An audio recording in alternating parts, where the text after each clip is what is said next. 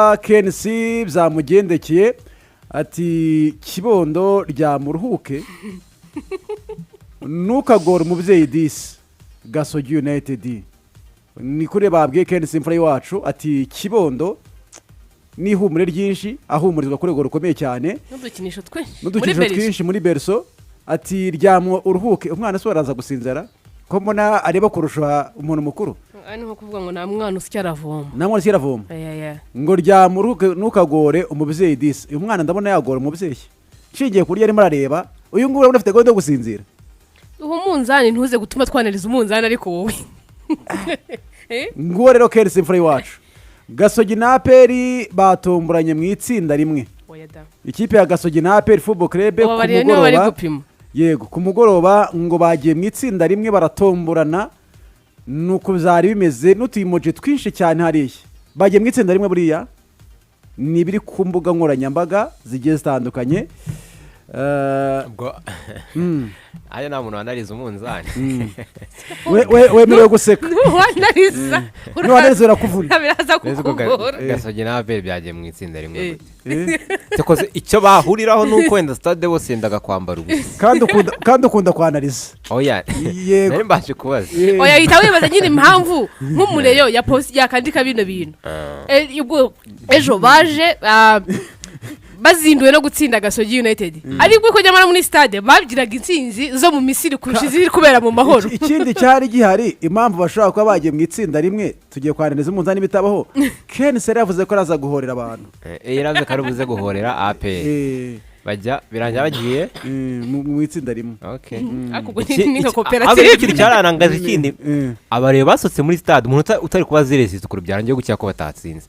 batuje cyane ahubwo bategerereza hariya abareba baserebuye ibyikayiro birangiye byari bikomereye ibyikayiro babanje no muri stade uko igitego cyajyagamo hakuri ujye kubona ukumva abana kumbi bari muri stade bareba match bafite n'uturadio hano ku matwi ariko ndakeka match yarangiye harangije cya mbere hariya match yarangiye igice cya mbere byari kimwe ikindi cyaje kujyamo rero cyagiyemo bari hanze hariya hanze ndatubaza kureba n'amashusho bari kubizina hariya mu marembo ya stade ari umwafa n'umwe twahuye kukumbi nguzwe nyine ngo barimo barishimira ibyaha ngo barimo barabyina ibyo mu Misiri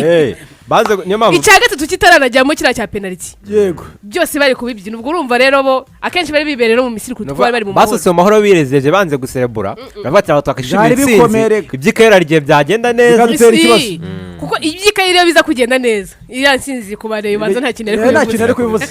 kuko byari biremereye cyane ni biri ku mbuga nkoranyambaga rero zitandukanye ngiyo rero APR yo mu Rwanda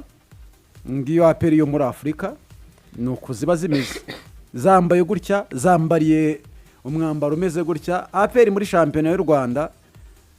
ngo ibimeze gutya iryana muri buno buryo uyu mutipe byonyine no ukureba gusa byatuma ugira ikibazo ariko muri Afurika murabigarika gutya ni biri ku mbuga nkoranyambaga ngiyo APR rwose yo ku mugabane wa Afurika niyo mu Rwanda itandukanye bona ari irihe wowe udukurikiye ni biri ku mbuga nkoranyambaga imwe wagira ngo bayikuyemo umwuka ni ipine ryashyizemo umwuka none se koko APR iragaruka mu matsinda ni ikibazo none se koko APR iragaruka mu matsinda bose bazagaruka bari mu ndege zitandukanye ni ikibazo mu matsinda ni ibibazo niba batari mu ndege niba batari mu ndege imwe bari bashatse kugaruka ko baraza mu matsinda y'indege nayo ntarabyumviwe ngo baraza mu matsinda y'indege yego ntabwo baza mu ndege imwe ariko ngo baraza wabarishyo nawe usohoza undi n'uvugisha undi mu matsinda atandukanye baraza wabariye batavuga bose ngo baraza mu ndege rwose zitandukanye ariko ibyishimo si byinshi ku bakunzi b'ikipe ya APR Football Club nyamukandagira mu kibuga cy'ikarasi imitutu ku munsi w'ejo zarashiki Robin Ngabo match ikirangira yahise ajya kuri bya byuma by'abajene b'iki gihe abasore ndetse n'abandi bagiye batandukanye by'ubwo twakunda gukoresha social media yibutsa abantu iby'amazi iminsi avuga ashyiramo ijambo ry'Imana riri mu rwandiko cyangwa mu gitabo cya 5 Mose yanditse cyo gitwa gutegeka kwa kabiri ibice 32 murongo wa 52 havuga ngo ikivo sinzi niba ari byo kuko handitswemo cyangwa wenda ari niko kuri iriya mirongo tugiyemo twayibona yego niko kuri muri Bibiliya yego ngo icyo gihugu nzaha abayisiraheli uzakirebera kure ariko ntuzakinjiramo. ni Imana yabwiraga Moses bivuga ko azayobora abisiraheli bo bagerayo kuwe ntazagerayo. yego ajya hareba bajyayo aho azahareba Imana ariko ntabwo azigera kinjiramo, ariko abisiraheli bo bazajyayo kandi wari ubayoboye yego abavana mu buretwa ariko we ntazahagera ntabwo azigera hagera. aba sinagize reka mande nimba amagambo yanditse koko birimo serious utegeko kwa kabiri abantu bashobora gukinisha amagambo y'Imana. oya ntabwo kira kurimo ibi bintu nibyo birakomeye cyane. ibi bintu rwose nibyo birakomeye cyane. nibiri ku mbuga nkoranyambaga yongeye kwibutsa abantu ko ari uko bizaba bimeze muri icyo gihe nyine. bya bintu birimo da birimo cyane rwose ndabizi. uzitegereza igihugu kikuri imbere ariko ntuzagikandagiramo. ariko ntabwo byanditse kuri ni Imana yabwiraga Mose. uzitegera igihugu Mose akimara gukosereza Imana,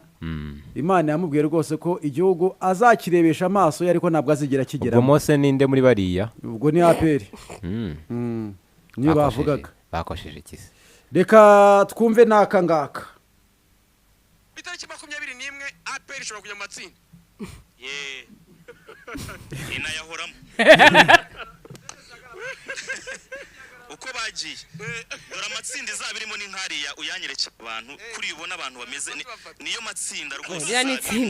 kuri abahagaze bari kwishyushya na matsinda uko bazasohoka bagiye kwishyushya nanone na matsinda uko bazagaruka bicaye buri wese nta uvugisha undi nayo na matsinda ayo matsinda no yahuriza hamwe niyo bazibera mu y'ubwayo yonyere rwose.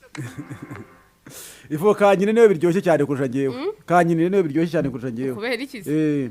kanyine rwose barashaka kubyumva abantu barena amatsinda abantu ngo uko bizaba bimeze. barashaka kongera kubyumva. ibi nibo byakumvikana neza kurushaho kuko harimo imbaraga z'intu z'iki n'iki. ubona ko bitoroshye cyane rwose. amatsinda rwose ubona ko bitoroshye. bamwita Wasiri ni umunyamakuru ukorera Rayon Sport. mbona ko ari akazi. 21 Aperi ishobora kujya mu matsinda.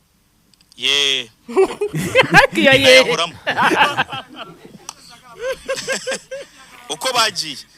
dore amatsinda izaba irimo n'inkariya uyanyereke abantu kuri ubona abantu bameze niyo matsinda rwose izaba irimo uko bazaba bahagaze bari kwishyushya na matsinda uko bazasohoka bagiye kwishyushya nanone na matsinda uko bazagaruka bicaye buri wese nta uvugisha undi nayo na matsinda ayo matsinda no yahuriza hamwe niyo bazibera mu y'ubwayo yonyere rwose. ikipe bayigize amatsinda akanava ngo ye uburyo yataka ngo ye yerekera abanyawe uburyo ngo ye Aperi ishobora kurara igiye mu matsinda. itariki 21 Aperi ishobora kujya mu matsinda. Inayahoramo uko bagiye dore amatsinda izaba irimo n'inkariya uyanyereke abantu kuri ubona abantu bameze niyo matsinda rwose izaba irimo uko bazaba bahagaze bari kwishyushya na matsinda uko bazasohoka bagiye kwishyushya na matsinda uko bazagaruka bicaye buri wese nta uvugisha undi nayo na matsinda ayo matsinda no yahuriza hamwe niyo bazibera mu y'ubwayo yonyere rwose. uwo ni Karikeza w'inyarwanda ndetse na Wasiri.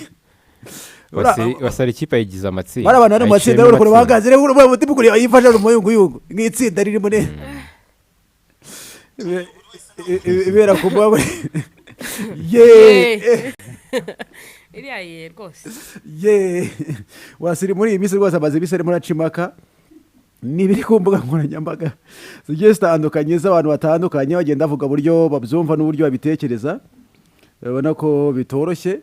dore rero ngo ibintu by'amatsinda ngo hari ibintu byitwa amatsinda ya dusasirane. numvise ahantu bavuga ngo ni ibiki hari abantu barasasirana muri yatsinda ni iryo buriya bari gusasirana ngo kuri ukuntu gahunda zimeze. ni ibiri ku mbuga nkoranyambaga zitandukanye. bari rero mu matsinda ya dusabirane. ndabona bagipfuye ariko barimo barasengerana buriya se no gusenga ariko hari umufana nabonye abantu urwego bagezemo siko urashaka agafata nk'igikona cy'abantu cyangwa ikintu nka kira akagenda akagipfura hari akagifotora kugira ngo hariho nabonye akore bitemewe umunzani. hari umuntu abonye bitemewe nabonye wazanye n'ikintu cyitwa imbeba ntabwo wabonye ivo barabona abonye wazanye imbeba ari gutanga interview umufana imbeba nyambeba nzima sinzi niba ari nzima cyangwa yapfuye nyine imbeba nyambeba cyane ikibumbano wenda uwo ufana reyo ubundi ntabwo byemewe ntabwo byemewe ibiki bitemewe kuzana inyamaswa ukaba wanazambura ubuzima nigeze kubona bihanirwa n'amategeko minsi yashize yari imbeba nyambeba se cyangwa ni ikibumbano we ntabwo ari ikibumbano n'imbeba nyambeba yari ayifite gutya ntabwo afite kwica imbeba nabyo bihanirwa n'amategeko ndetse ukayizana mu karubanda ni ikindi kintu ibyo bireke ntupfa bitera ikindi kibazo kuyizana mu kabari ni ikindi kindi gusa kuyica abantu ndakeka bazica wabona nayo mu nzu oya biragora irakubagana cyane iyo yakurira umwenda nibwo byumva neza n'ibiryo byawe ugasanga yakwangirira ifudu umutoza wa APR rero ngo n'uyu nguyu kuba uvuga ko uhita wumirwa uzi igihe ugasanga yapfumiye ibintu ushaka kuba ufite experience yabyo ubone bigeze ku kintu cyitwa ifudu imbeba aho ngaho ntabwo twakumvikana rwose ntacyo umwenda izahurya ariko ntizanyangirize ifudu imana izamfashe ibiguhe bihagije ubihorane pe ibiryo ni ibyambere umutwaro uzagushaka icyo kintu azacyiteho cyane kizaye mu bintu by'ibisi byegereza umutima cyane birahindutse ngo umutoza wa APR n'uyu nguyu umutoza wa APR n'uyu nguyu none se ten haga koko umutoza wa APR ngo n'uyu nguyu na Manchester United azitoriza icyarimwe cyangwa icyarimwe cyane Daruko hano hejuru byagenze kuri Daruko head dore ngo uyu mutoza ikipe ya APR Football Club n'ikipe yitwa Manchester United zose zitoriza icyarimwe ngo zibone umusaruro umwe uyu nguyu rero nawe yagiye ku mbuga nkoranyambaga agira ati ibizava mu mukino wo kwishyura hano i Cairo APR na Pyramide nibitadushimisha Rayon Sport niyo izabyishyura ubu ngubu Rayon Sport niyo bagiye kurakarira nigomba kuza kubyishyura ibyavuye mu mukino afite match kuri 19 yego ibyavuye mu mukino wa APR na Pyramide yego kombona babikoreye icyapa bamwita Buma TV niyo wavuze ibi ngibi ati byavuye bizava mu mukino w'ikipe ya Pyramide cyane bivuze mbere y'umukino yego nibitadushimisha abareyo mwiteguye niyo bazabiryozwa abareyo muriteguye kwishyura bazabiryozwa mu kibuga cyangwa mu kibuga nose harahandi baryorezwa se mu kibuga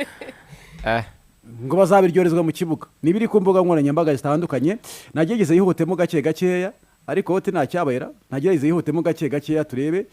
rimwe ragende bivugwa ku mbuga nkoranyambaga zigiye zitandukanye bakunze umupira w'amaguru muri rusange dore rero APR yageze mu matsinda nuko yagezeyo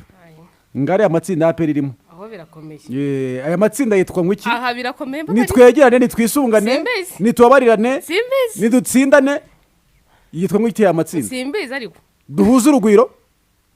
mu nshakira izina ry'aya matsinda iri tsinda ni irihe ko mbona batanasase nyine ngo bageze mu matsinda amatsinda APR Football Club ngo yayagezemo ngari nibiri ku mbuga nkoranyambaga dore Gasogi United rero umupira w'amaguru ni nka nyashi hanyuma nyashi rero hanyuma nyashi umupira w'amaguru ni nka nyashi ngiriya nyashi